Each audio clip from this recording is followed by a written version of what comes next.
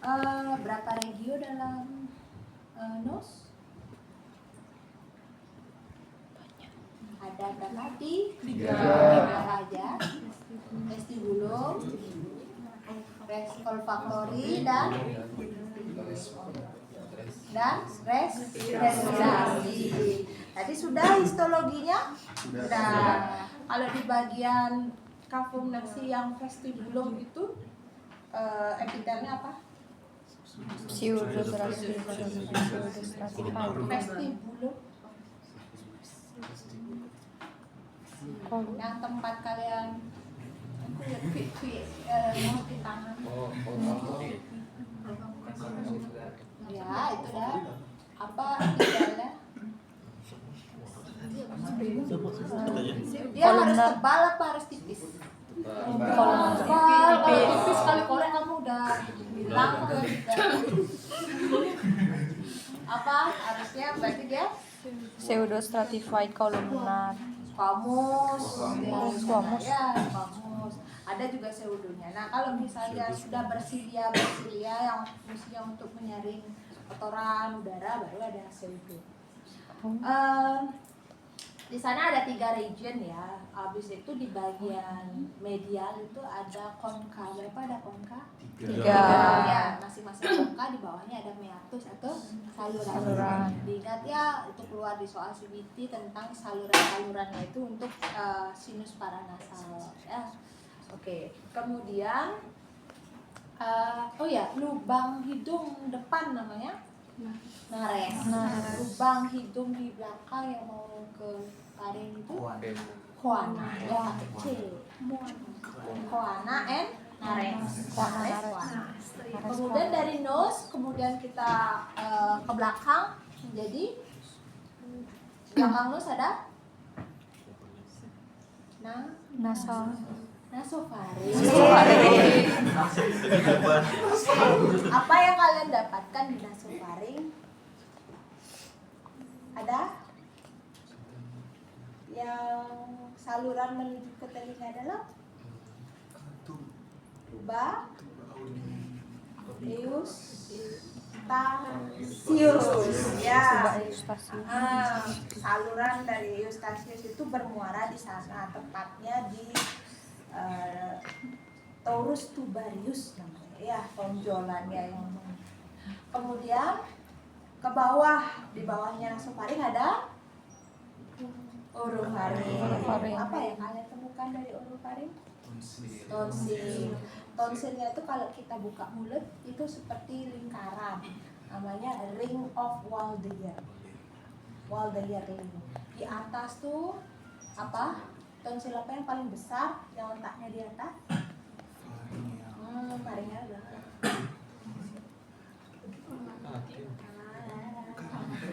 Palatin ini. Amanda itu kan palatin. Yang ngorok. Yang ngoroknya yang bernada bersingit gitu.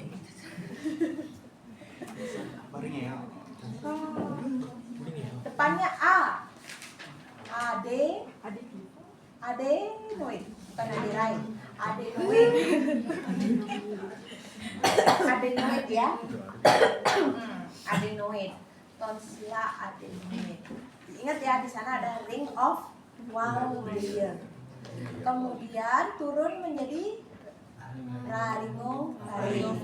Barulah di bawah laring, di bawah laringofaring,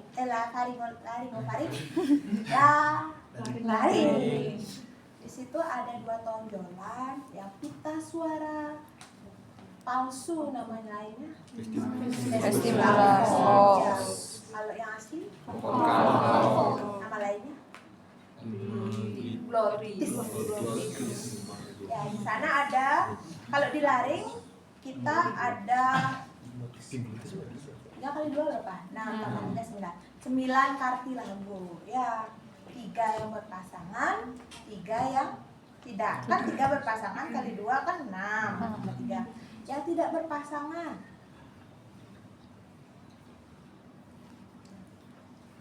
Keluar di praktikum.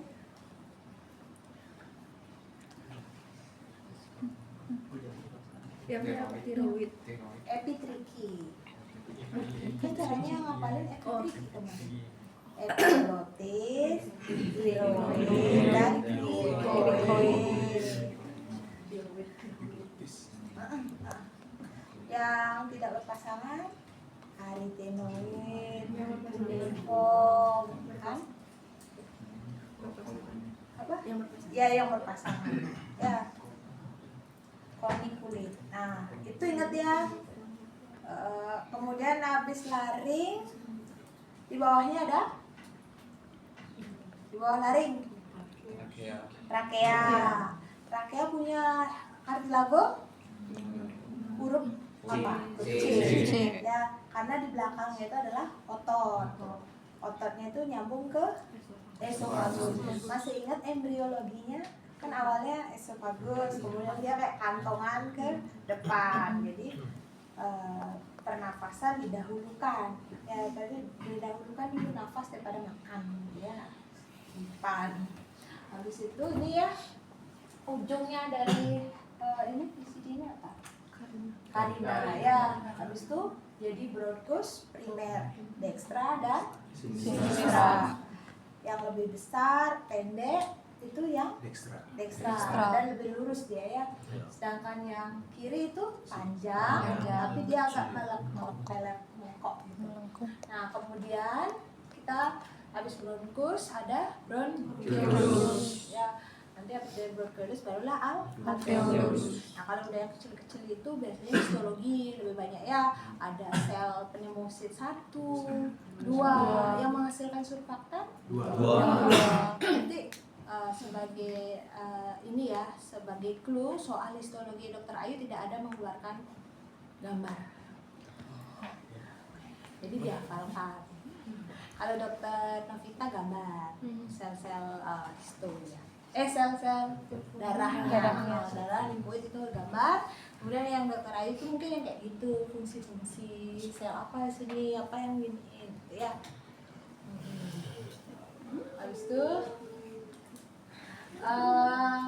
paru-paru kanan ya, paru dekstra, paru sinistra ya. Yang kanan berapa lobus? 3. Kalau 3 lobus berapa punya visura? 2. Ya kan kalau 3 yang misahin 2 ya. Visura apa aja? Horizontal dan oblik. Kalau yang kiri visura apa? Oblik. Berarti kalau kiri lobus apa aja berarti? Superior dan inferior. Kalau yang kanan?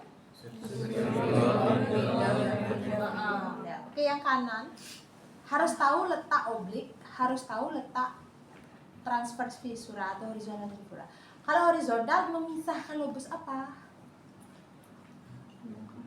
Lobus superior dengan kalau oblik middle dengan ya, MOI middle, oblik, inferior. Ya, jangan kebalik. Obliknya di atas, oblik itu di bawah ya. Oke. Itu aja yang tentang anatomi dari nih. Jadi respirasi itu kalau secara anatomi hanya dari naas sampai alveolus bagaimana pertukaran gitu ya. Dan respirasi itu lebih banyak di bagian faal. Ada 3 apa aja fungsi respirasi dalam faal itu ada 3 gini. Ventilation, Gas exchange, dan gas transport. dengan acid base balance ya. Kita ke situ ke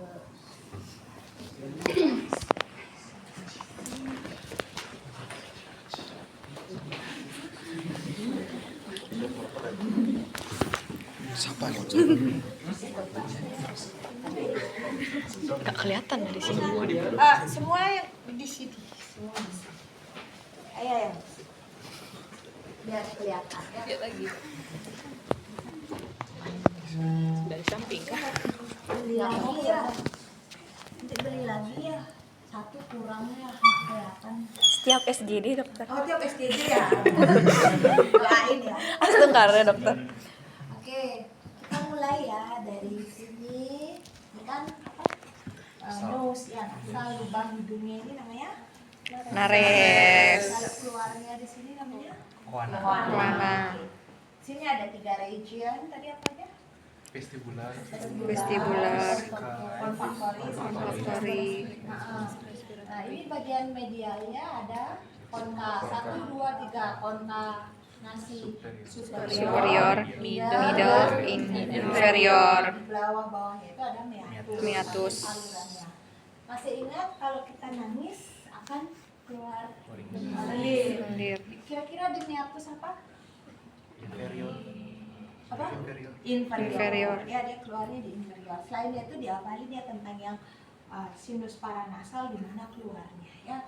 Oke, kemudian nah ini lihat nggak ada kayak coklat berlubang di belakangnya konka.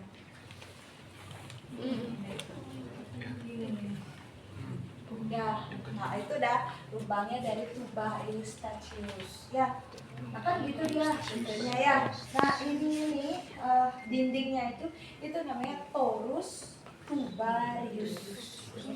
Torus tubarius. Pernah kan saya ngajarin yang pasien-pasien kanker nasofaring itu biasanya dia tumbuhnya di sana ya.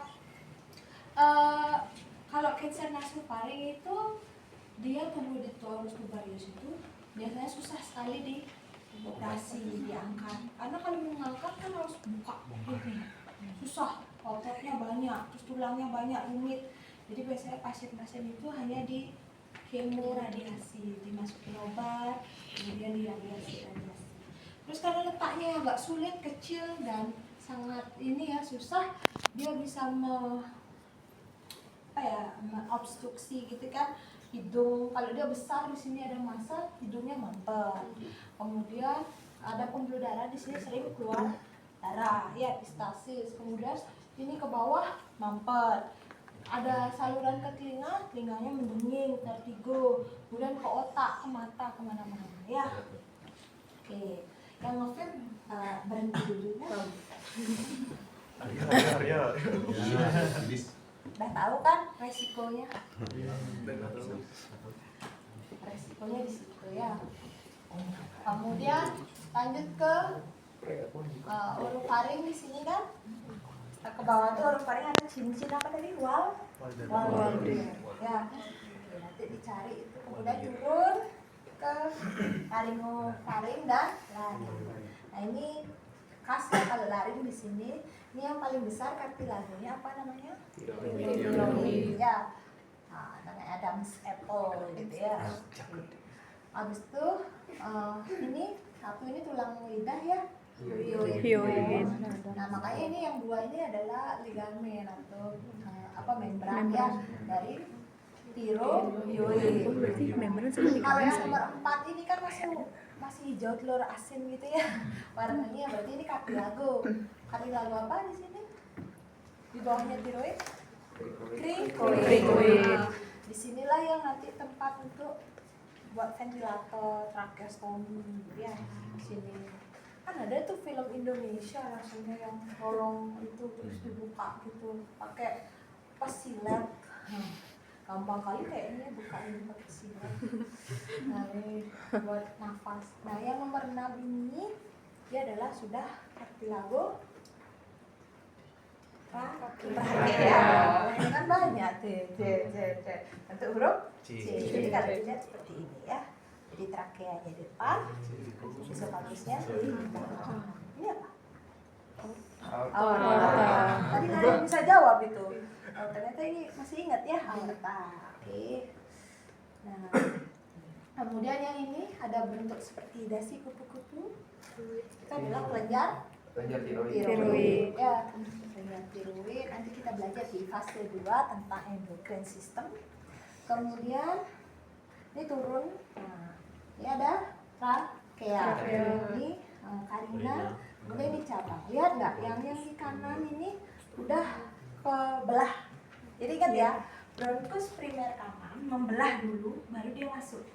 Sedangkan bronkus primer kiri masuk dulu, baru membelah. That's why kalau kalian buka dari ini, nah, Ini kalian pasti tahu.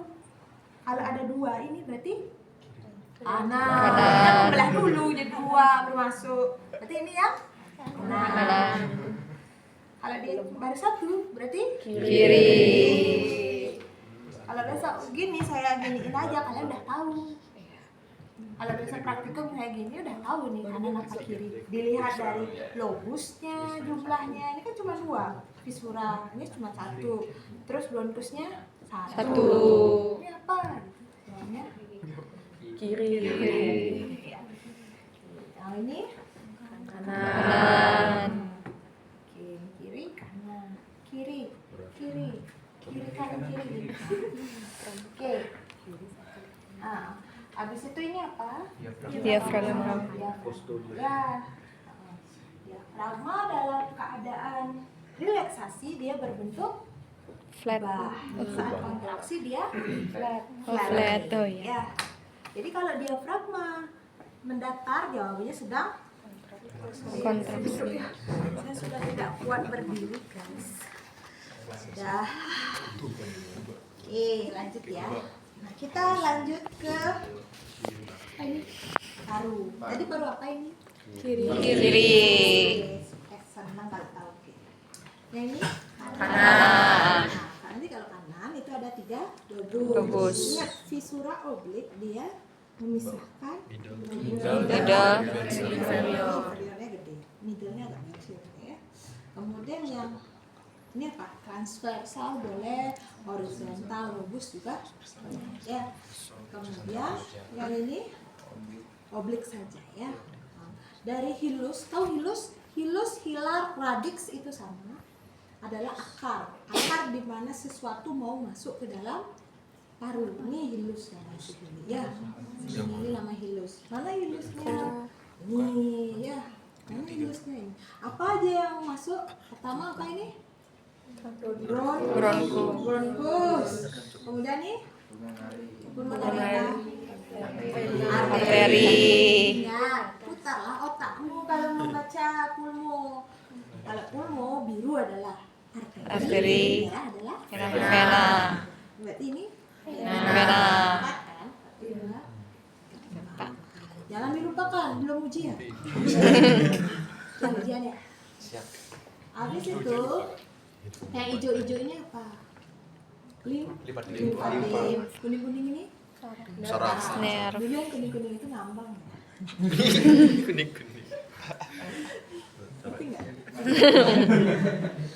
Ini bukan berarti nggak ada ya yang kuning-kuning hijau-hijau, cuman nggak dicetak aja.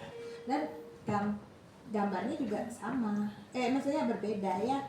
Dimana ini agak gitu, agak ke situ, ini lurus gitu ya. Dan ingat ada 2 nih cabangnya, ini 1. Sebenarnya itu saja tentang respiratory anatomi, banyaknya di histo dan di faal ya. Untuk ujian praktikum besok 2 hari karena besok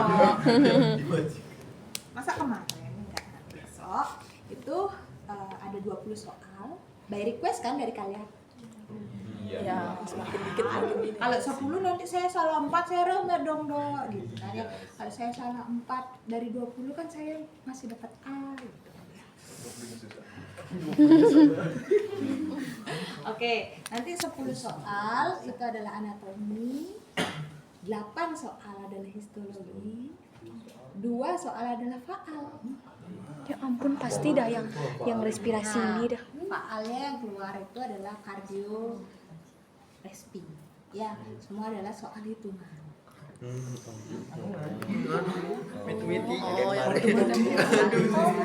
Soal menjawab. Oke. Nah, kita belajar lagi dikit ya siapa tahu. Di sini mumpung saya baik hati dan lagi moodnya bagus. Kita belajar gini ya, fully biomedik ya tentang respi. Respi itu lebih banyak. Kalau ngomongin banyak ligamennya oke, tapi yang saya tekankan ligamen-ligamen yang perlu saja yang kalian tahu gitu kan. Nah, kalau yang otot-otot kayak faring, laring yang banyak itu nggak usah ada dihafalin origo insertionya, tapi ingat ininya dihafalin interventionnya ya. Di mana intervention kan saya pernah bilang semuanya 9, somit ingat nggak ya? Udah gitu. Kemudian di faal, di histologi lumayan banyak yang harus kalian hafalkan. Epitelnya hampir sama, ya kan, epitel histo pernapasan gitu aja ya. Kecuali sudah sampai di parenkim parenkim paru ini baru yang berbeda, yang pneumosit 1, 2, makrofa ya kayak gitu. Kemudian apa ya, sel-sel yang lain ya, sel Clara, sel apa gitu ya. Ya, fungsi-fungsinya, karena itu Dokter Ayu, jadi saya lihat soalnya tidak ada gambar, mungkin fungsi-fungsinya kan sudah ada di PPT-nya ya. Intinya semua ada di PPT, jadi jangan bingung-bingung kalau mau belajar. Sedikit tidaknya sudah pernah diajarin dan ada bukti ajarnya ya. Nah, jadi kalau misalnya nggak bisa jawab, salahkan diri sendiri, ya kan? Iya. Kalau misalnya nggak bisa jawab, nggak pernah diajarin, ya salahkan siapa ya? Nggak bisa disalahin, salahin tetap diri sendiri karena nggak belajar lebih banyak. Oke, lanjut. Di faal tadi ada apa? Ada 3 hal yang harus kalian pertama lakukan adalah Ventilasi. kedua, Gas ini exchange, saya fokus ke SGD 3. Yang ketiga, gas transport dan acid base balance. tapi kalian udah tahu kan itu ya, ada di PPT-nya Dokter Ngurah yang ada gambar budaya. Iya. Saya tahu semua PPT, mau PPT apa, PPT-nya Dokter Ayu yang warna ungu sih itu, PPT-nya Dokter Astari yang warna Pink. Dokter Fani yang orange itu. Iya. Nah, habis itu ventilation. Apa itu ventilasi? Pertukaran gas exchange.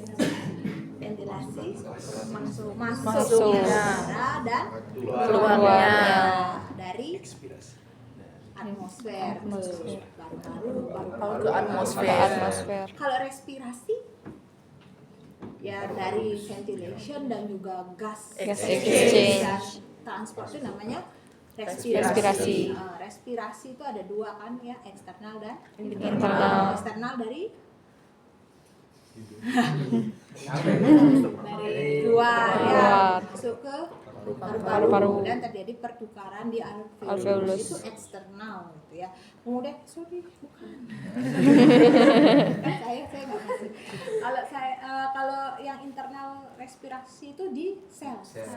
Di mana selnya habis masak dia ngeluarin CO2. Ini saya kasih, kemudian oksigennya yang dibawa sama darah tuh dikasih ke sel. Itu internal respiration. Oke. Ini SGD dia diam dulu ya. Selain yang SGD 3 ya. Bagaimana bisa menyebabkan ventilasi? Gimana caranya udara bisa masuk ke dalam paru-paru? Ya, gimana caranya oksigen atau udara bisa masuk ke paru-paru? Apa yang pertama dilakukan? Bagaimana? Ya, pertama balik lagi ke sini. Harus ada kontraksi otot. Sebutkan otot yang berperan dalam respirasi.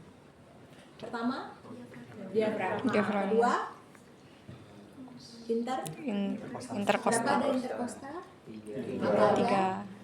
Eksternal. Eksternal, internal sama eksternal untuk expiration atau inspiration.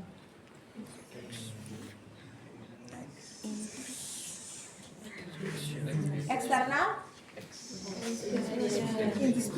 Inspiration. Ya kayak saat kontraksi. Kalau yang internal baru expiration.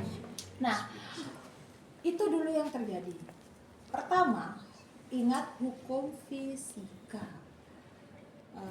Kalau faal itu tentang keseimbangan, ya, keseimbangan di mana terjadi keseimbangan antara kalau nggak ada keadaan seimbang, tubuh harus menyeimbangkan. Kalau misalnya kita nafas itu sebenarnya terjadi perbedaan apa? ya tekanan. Ya, sama juga kalau internal respiration juga ada perbedaan tekanan di sana ya. Kalau kita ngomongin perbedaan tekanan berarti ngomongin tekanan oksigen, tekanan CO2 gitu ya. Nah, ini si diafragma berkontraksi. Oke. Dikasih tahu sama reseptornya ya. Di reseptor ada berapa? 2, sentral dan perifer. Sentral di mana? Pusat napas di otak. medula Dan pons ya. Nah, pons. Kalau perifer di aorta. Bener ya aorta. arcus aorta. Ya. Ingat ya, kalau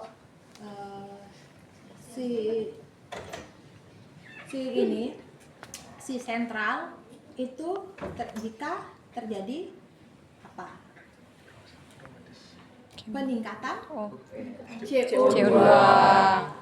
Ya, kemoreseptor sentral itu kalau terjadi peningkatan CO2. dia terdeteksi kalau ini. Tapi kalau perifer itu penurunan oksigen. Di PPT-nya Dokter Nura yang ada ngomongin kemoreseptor, ada dijelasin di situ. Tapi nggak dibaca.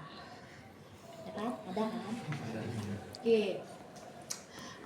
Kemudian kan ini berkontraksi. Kalau kontraksi apa? Dia dome shape atau flattening. Flat. Nah, kalau ini flat, otomatis rongga toraks itu membesar apa mengecil? Besar. Membesarnya rongga toraks akan menyebabkan tekanan menurun dong. Ya kan? Kalau semakin besar tekanan turun. Sama kayak selang. Kalau selang gini ya udah sini. Tapi kalau dikecilkan dia tekanannya membesar. Kecilkan. Ya kan banyak kecil. Kalau dia membesar menurun. Itu yang terjadi. Berarti ventilasi terjadi apabila ini pertama kontraksi untuk membesarkan toraks, sehingga tekanan di dalam toraks lebih kecil daripada atmosfer, sehingga udara akan masuk dari atmosfer menuju ke paru-paru. Itulah proses ventilasi. Oke. Nah, saat misalnya dia berrelaksasi, ini kan akan dikecilkan lagi. Berarti dia mengecil lagi volume mengecil, tekanan meningkat sehingga bisa dikeluarkan. Oke, sampai sana paham? Paham. Nah, setelah ventilation terjadi Gas exchange. How to diffusion itu terjadi karena Perbedaan tekanan.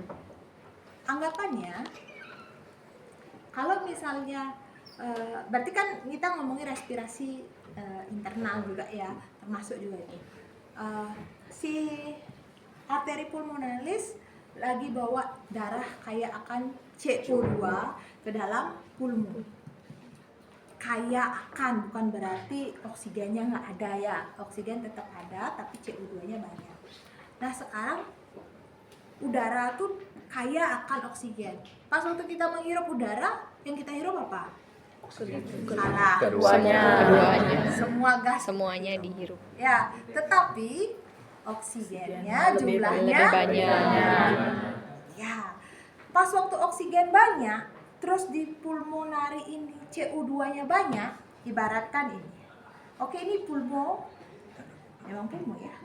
Ini adalah udara, ini udara di pulmo.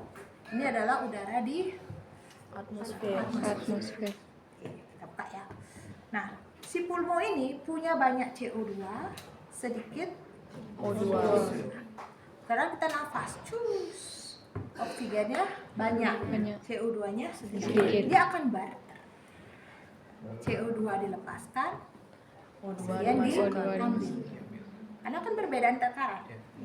Tekanan selalu dari tinggi ke rendah. Dia dapat oksigen tinggi, ini oksigennya rendah. Nanti dia oksigen ngalirnya ke sel, ya, atau ke darah. Kalau ini keluar. Hembuskan, kan gitu. Nah, sudahlah. Habis itu diapain? Sudah terjadi pertukaran, diapain? Di transport. How to transport the gas? Gimana caranya mentransport With Eritrosit. eritrosit. Ya, eritrosit itu mengandung apa? Hemoglobin. Di mana O2 itu banyak diikat, lebih diikat gitu ya, lebih banyak diikat oleh hemoglobin ketimbang CO2. CO2 itu lebih banyak larut dalam plasma, dalam darah itu. Dalam bentuk apa nanti dicari ya, berapa persen oksigen. Jadi kayak transport dari oksigen dan CO2 tuh kalian penting tahu. Nggak semua hemoglobin itu bisa ngangkut oksigen, CO2. Dia bisa ngangkut oksigen, CO2, tapi oksigen lebih banyak diangkut. Satu molekul Hb berapa oksigen? 4. Ya, karena ada rantai alfa 1, alfa 2, beta 1, beta 2 gitu di gambar hemoglobin. Sehingga kebanyakan darah kita berwarna merah karena Hb-nya banyak. Dan Hb itu ada di eritrosit. Eritrosit jumlahnya paling banyak. Itu 6 juta. Ya, kalau yang lainnya ratusan gitu ya.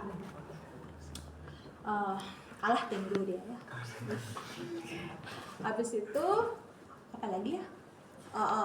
Kan sudah diangkut, oksigen diangkut, CO2 juga ada namanya diangkut, namanya deoksihemoglobin. Kalau oksigennya diangkut oleh hemoglobin namanya oksihemoglobin. Sisanya CO2 itu kayak larut di dalam darah. Oksigen juga bisa larut dalam darah.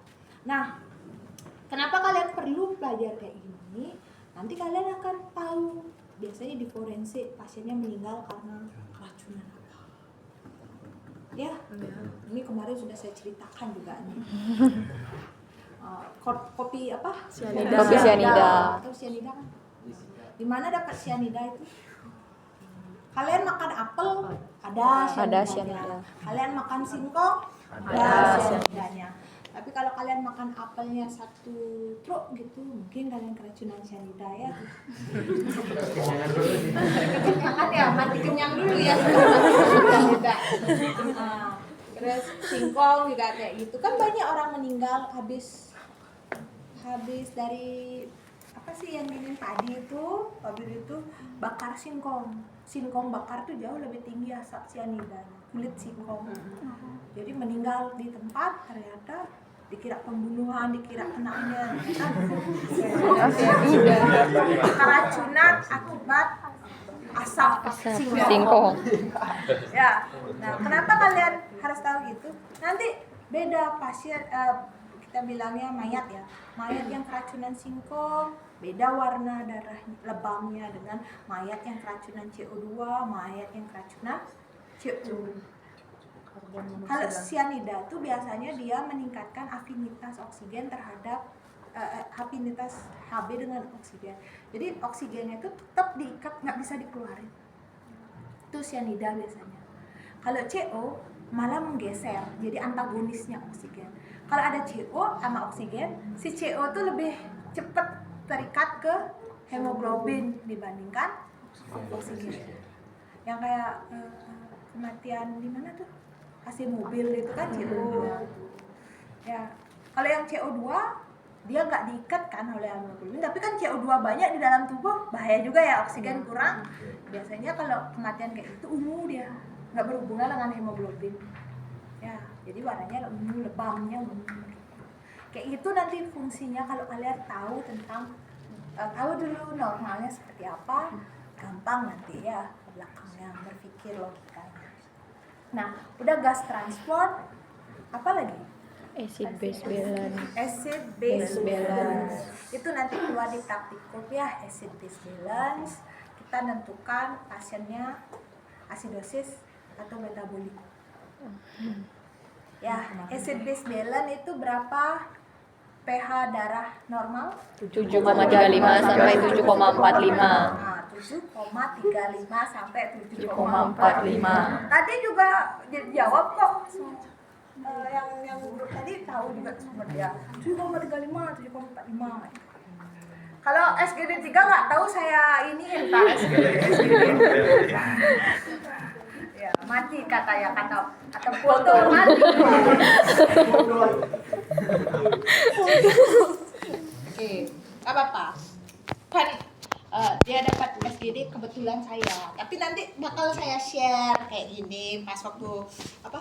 Pleno gitu ya. Kalau pleno mereka udah kemarin ini bahan ulaan. Lanjut ya, abis itu acid base balance. Ya, kenapa perlu? Karena pH tubuh tuh harus benar-benar di rentang berapa tadi? 7,35. 7 aja udah sekek-sekek. Pasien 6 udah mati. Jadi satu angka itu sangat berpengaruh. 0,0 sekian tuh satu. Nanti contoh soalnya adalah misalnya pasiennya 7,15 gitu. Pasiennya termasuk apa?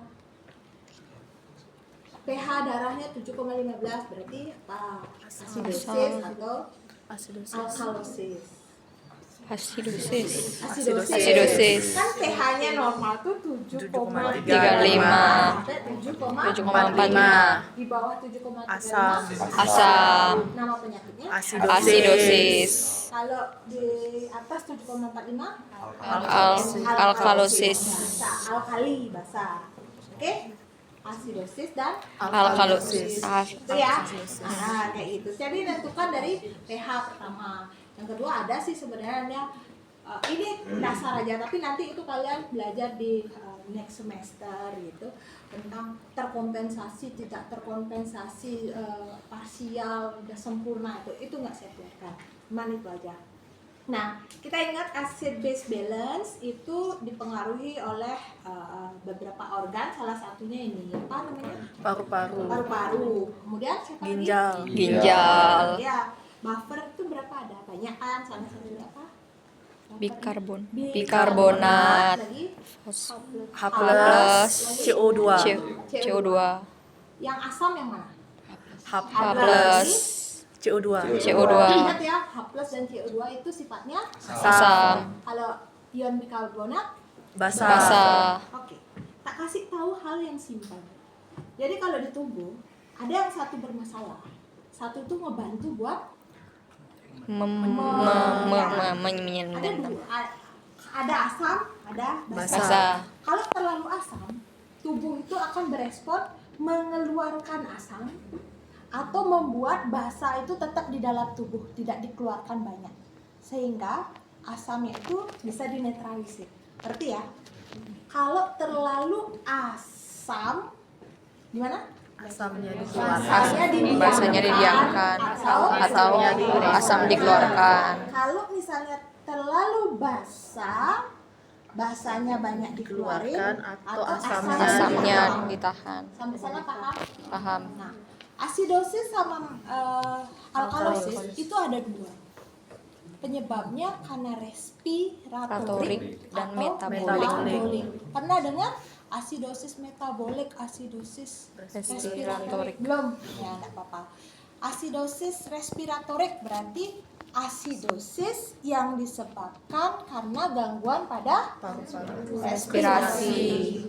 Kalau asidosis metabolik berarti asidosis yang disebabkan oleh penyakit metabolis. Contohnya adalah DM, diabetes mellitus. Pada pasien DM itu insulin nggak kepake, di mana terjadi gangguan metabolisme apa? Karbohidrat, lemak yang kayak gitu.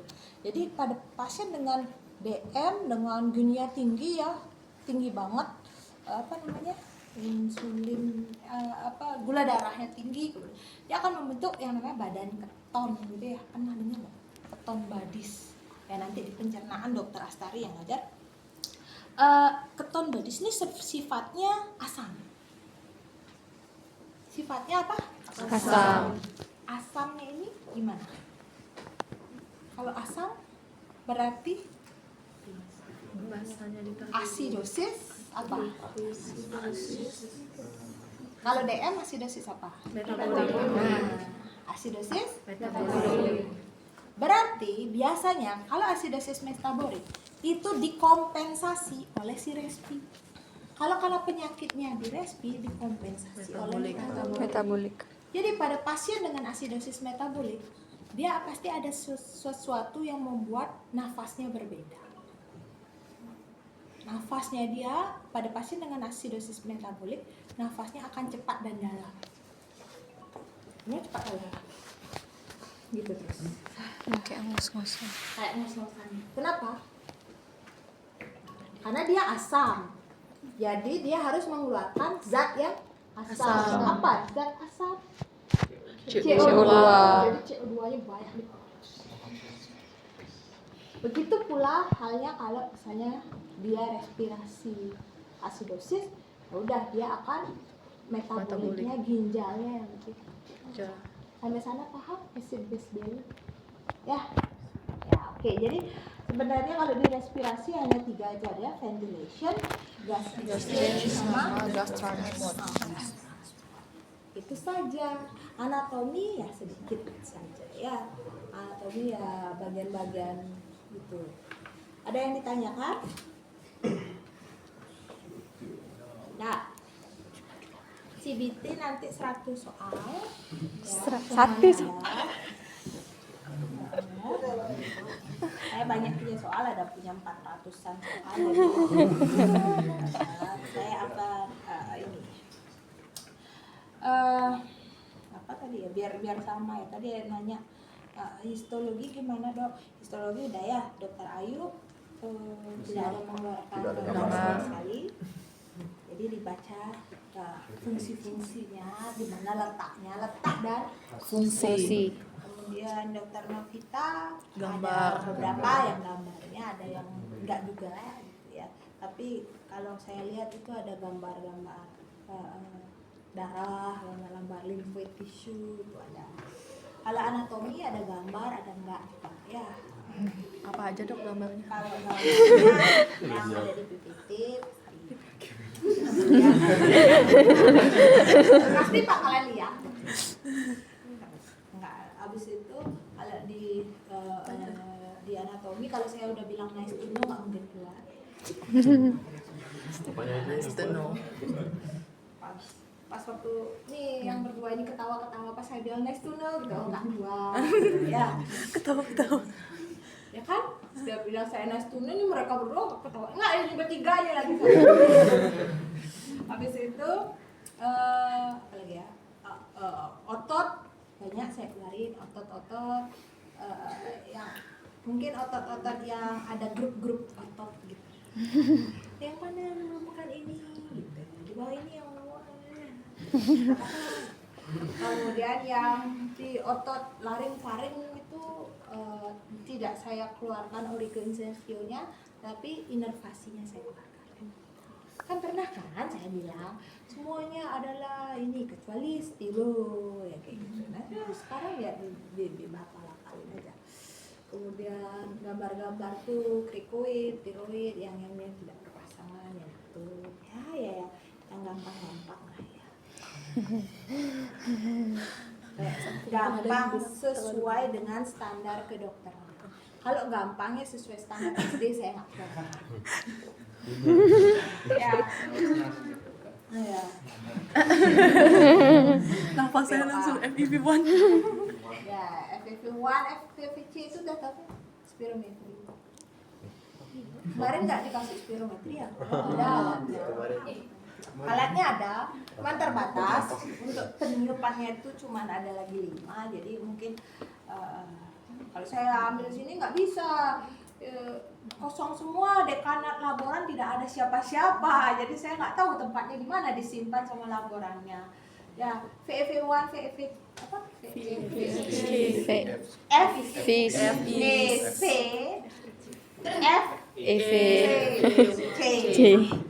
Kemarin saya yang gini nanti lidah saya F, V, C, force vital. Apa? Kapasiti. Dibeda-bedain sama Iksan. Kayak gimana caranya? Niupnya sampai habis. Volume udara yang diekspirasikan sebanyak-banyaknya ya sampai habis setelah Inspirasi paksa. berarti tarik nafas habis itu keluarinnya sampai habisan. Itu apa? FEV. Kalau FEV1 FEV Yang menghembuskan nafas habis itu hembuskan selama 1 detik. Ya, namanya one. Kayak tadi lihat saya datang ke Histo tuh. Ya, itu langsung saya periksa tuh ke everyone. Nah, itu kenapa harus diperiksa? Untuk tahu spirometrinya dia restriksi apa? Obstruksi. Penyakit paru kan cuma 2. Kalau nggak disumbat, ya dia mengkerut atau kena infeksi inflamasi. Ya, kalau VEV1 VVC per VEV1 nya menurun, biasanya dia Obstruksi. kayak di soal SGD itu. Pasiennya PPOK. Ya, kemarin ada bahas PPOK. Ya PPOK, makanya hasilnya adalah hasil spirometri yang obstruksi. Kalau restriksi itu contohnya adalah pneumonia. Ya, jadi dia ngembang kepisnya itu nggak bisa. Dia kayak mengkerut, itu namanya restriksi. Itu dari spirometri bisa kita lihat. Kemudian dari torak ronsen itu bisa dilihat kayak gitu. Siapa lagi ya, dok? Prof Mangku kayaknya yang di soal benar salah itu dipelajarin ya. Ada soalnya dia keluarin soal dari sana. Habis itu dokter siapa lagi katanya? Dokter Rendra belum ada ngasih soal. Dokter Rasta belum Yogi. ada ngasih soal. Dokter Fani. Ya. Dokter Fani kelainan genetik ada, tapi bukan penyakitnya kayak gambar itu. Kalian diajarin nggak yang autosomal recessive? Oh, iya. Jadi disuruh nebak kayak gitu. Yang mana nih? Kayak pohon apa sih namanya itu?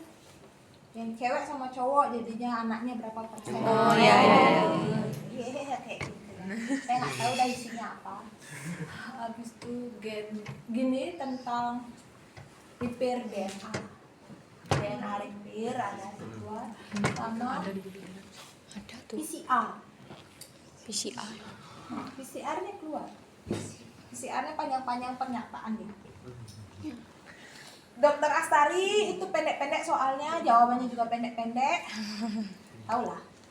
Hasil ini apa? Hasil siklus ini apa? Gitu. Aduh. Itu the point. Sesuai dengan ref-nya dia. Isi PPT-nya juga dikit. Singkat, padat, dan jelas. Kan jelas tapi. Gak berani.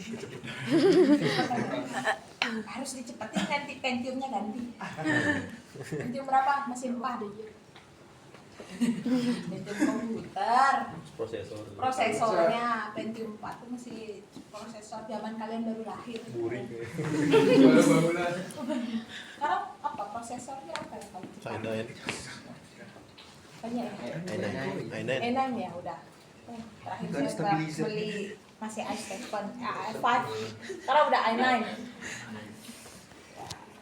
Ya, ikutin i9 ya. Siklus Krebs itu kayaknya keluarnya APP, GTP itu tak lihat. 44. Apa lagi? Dokter Tata ya yang GTP sama di flashcard. Dokter Tata gampang-gampang. Pokoknya yang pernah ingat nggak? Wah, Yang nice to know nggak? ya Mas Tuno. Nice to know. Yang tadi itu keluar. Oke. Nanti kan ada 20 soal praktikumnya. 10 masuk kemudian 8 soal histu, 2 soal faal, 10 anatomi. Soalnya adalah menjawab singkat. Masih ada toleransi kalau salah tulis. Boleh Arteri dicoret. pakai I pakai I. Tapi kalau arteri maksud saya vena dok tunda. Itu ya toleransi. Ya kalau Y sama I boleh. Kalau cuma angka aja nggak mau.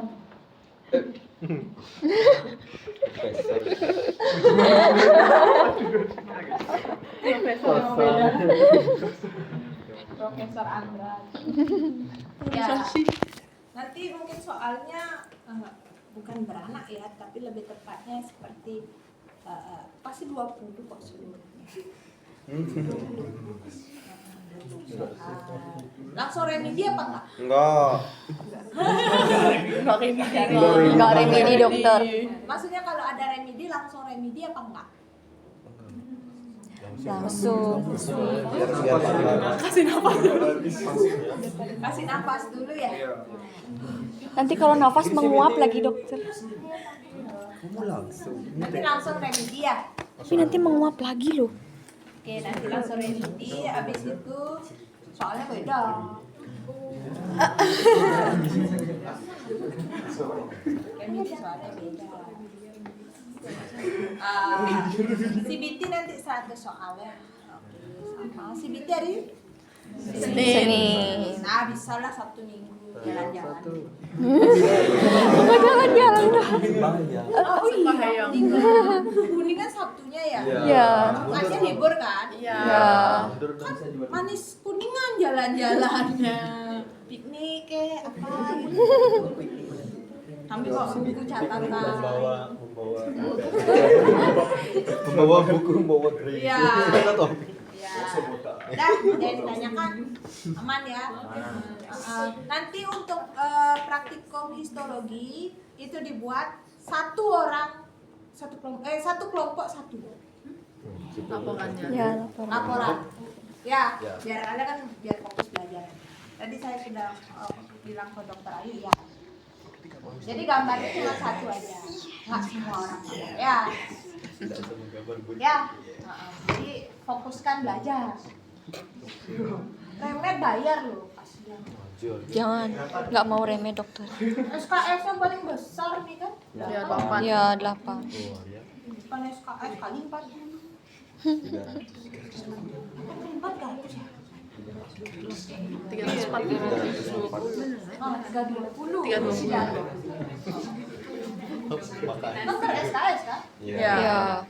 Setiap remed tuh per SKS bayarnya. Memang gitu kan? Iya. Jadi kasihan banget remed di 8 SKS.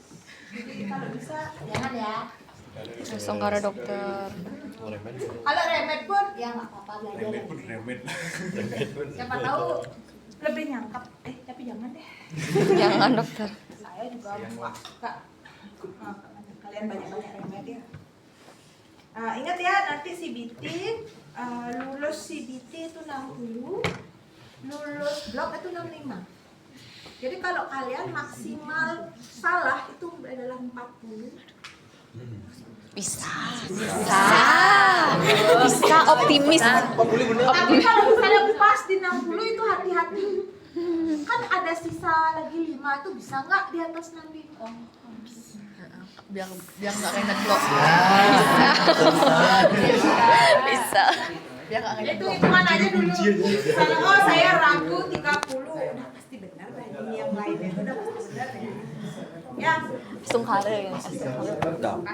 Ya. Bisa, ayo kita bisa.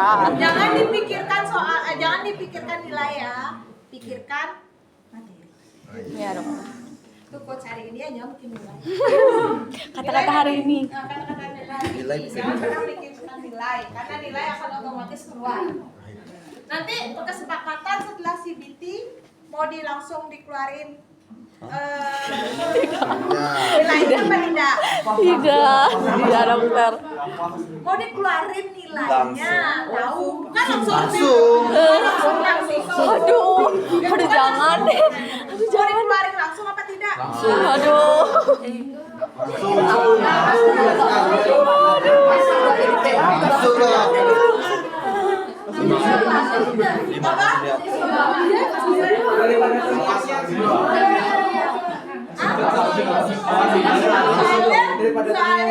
Soalnya kalau kata kalian minta doa berapa saya